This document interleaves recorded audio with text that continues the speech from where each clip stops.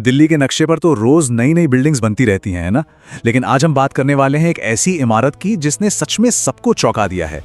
और ये कोई मामूली ढांचा नहीं है, ये तो भारतीय रेलवे की बदलती सोच, उसके भविष्य की एक कह सकते हैं जबरदस्त झलक है। अच्छा, जरा इस इमारत को देखिए। शीशे और कंक्रीट से बनी एकदम मॉडर्न। दूर से देखकर क्या लगता है? मन में यही सवाल आता है ना कि भाई ये क्या हो सकता है? कोई बड़ा सा कॉर्पोरेट हेडक्वार्टर या शायद कोई लग्जरी होटल?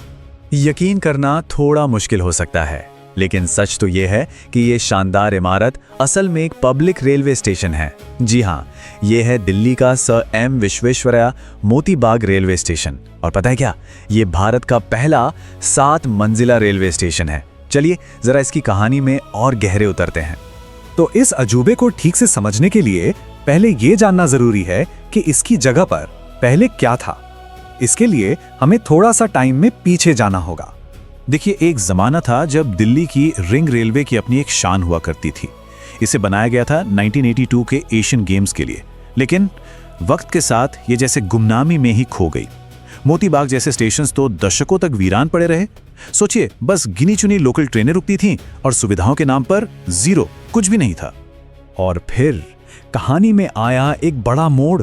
सरकार ने रेलवे रीडेवलपमेंट प्रोग्राम के तहत इस स्टेशन को एक बिल्कुल नए, एक मॉडर्न नजरिए से दोबारा बनाने का फैसला किया। और इस नजरिए का एक डबल मकसद था। और ये आइडिया वाकई कमाल का था। मकसद जैसा मैंने कहा, डबल था। एक तरफ तो पैसेंजर्स को एयरपोर्ट जैसा बिल्कुल वर्ल्ड क्लास एक्सपीरियंस देना, और दूसरी तरफ रेलवे की जमीन का कमर्शियल इस्तेमाल करके पैसा कमाना। मतलब एक तीर से 2 निशाने। हर लिहाज से ये एक फायदे का सौदा था। तो इस बड़े विजन को हकीकत का रूप देने के पीछे 2 बड़ी संस्थाएं थीं, रेल लैंड डेवलपमेंट अथॉरिटी यानी RLDA और नेशनल बिल्डिंग कंस्ट्रक्शन कॉरपोरेशन यानी NBCC।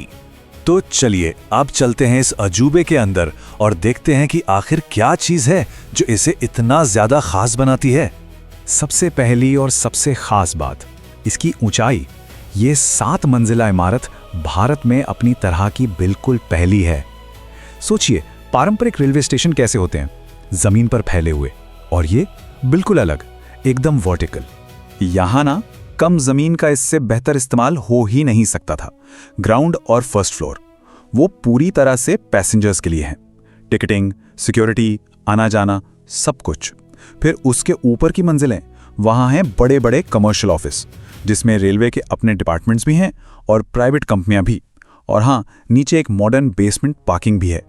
और यहाँ जो सुविधाएं मिलती हैं वो किसी भी मॉडर्न एयरपोर्ट से कम नहीं है। सोचिए, आरामदायक एयर कंडीशनड वेटिंग लाउंज, जानकारी के लिए हाई-टेक डिजिटल डिस्प्ले बोर्ड्स और सेफ्टी के लिए एडवांस CCTV और फायर सेफ्टी सिस्टम। मतलब हर छोटी बड़ी चीज का ध्यान रखा गया है। और हाँ, ये स्टेशन दिव्यांगों के लिए भी पूरी तरह से एक्सेसिबल है।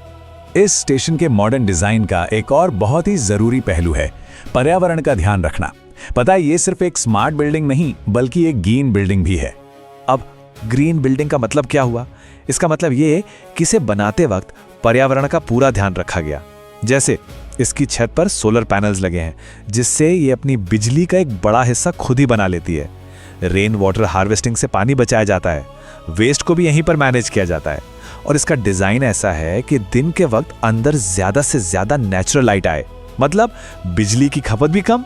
लेकिन इस स्टेशन की कहानी सिर्फ एक खूबसूरत इमारत तक ही सीमित नहीं है। असल में ये दिल्ली के पूरे ट्रांसपोर्ट नेटवर्क की एक बहुत ही जरूरी कड़ी है। जरा एक पैसेंजर के सफर को सोच कर देखिए, कितना आसान हो गया है। कोई रिंग रेलवे की ट्रेन से उतरता है, स्टेशन की लिफ्ट या एस्केलेटर से ऊपर जाता है और बिना बाहर निकले, बिना सड़क पर कदम रखे सीधे दिल्ली मेट्रो की पिंक लाइन स्टेशन में एंटर कर जाता है। इसका मतलब क्या है? कोई बस नहीं, कोई ऑटो नहीं, सड़क पर चलने की कोई जरूरत ही नहीं। सोचिए, सड़क का जाम, भीड़, पोल्यूशन, इन सब से बचकर सफर करना कितना आसान हो गया। इससे सिर्फ टाइम ही नहीं बचता बल्कि पूरा सफर टेंशन फ्री और आरामदायक हो जाता है। और इसका असर सिर्फ सफर पे ही नहीं है, जैसा कि ये स्लाइड हमें दिखा रही है। सबसे पहली बात, ये एक नया कमर्शियल हब बन गया है, जिससे नई जॉब्स और नए मौके पैदा हुए हैं। दूसरी बात, रेलवे को किराए से एक रेगुलर इनकम हो रही है। और तीसरी, इसने तो पूरे इलाके का नक्शा ही बदल दिया है। ये दिल्ली के लिए एक नया लैंडमार्क बन गया है।